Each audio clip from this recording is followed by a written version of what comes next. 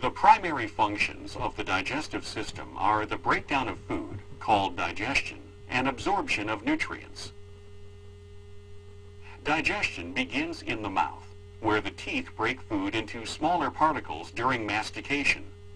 Salivary glands located near the oral cavity secrete saliva, which begins chemical digestion and keeps the food moist. As food is swallowed, the soft palate blocks the upper pharynx to prevent food from entering the nasal cavity, and multiple voluntary muscles in the face, neck, and tongue contract, pushing food particles through the pharynx. The food passes over the epiglottis, which prevents food entry into the respiratory system, and then into the esophagus, which connects the pharynx to the stomach. The one-way movement of the food mass, now called a bolus, is controlled by wave-like involuntary muscle contractions. This movement is known as peristalsis. The bolus now enters the stomach. Folds in the stomach wall, called rugae, allow for expansion as the stomach fills. Stomach cells secrete hydrochloric acid, pepsinogen, and various regulatory hormones that chemically digest the bolus.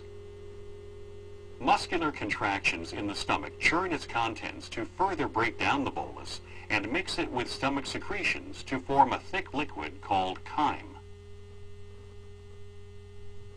Chyme exits the stomach through the pyloric sphincter and enters the small intestine, the major site of nutrient absorption. The small intestine consists of three parts: the duodenum, jejunum, and ileum. Bile from the liver and digestive enzymes from the pancreas empty into the duodenum to aid in digestion. Absorbed nutrients pass from the lumen of the small intestine into blood and lymph. Chyme not absorbed in the small intestine enters the large intestine.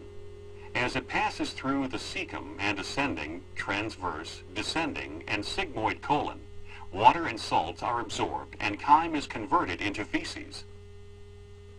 The rectum stores feces until nervous stimulation initiates the defecation reflex, resulting in elimination through the anal canal.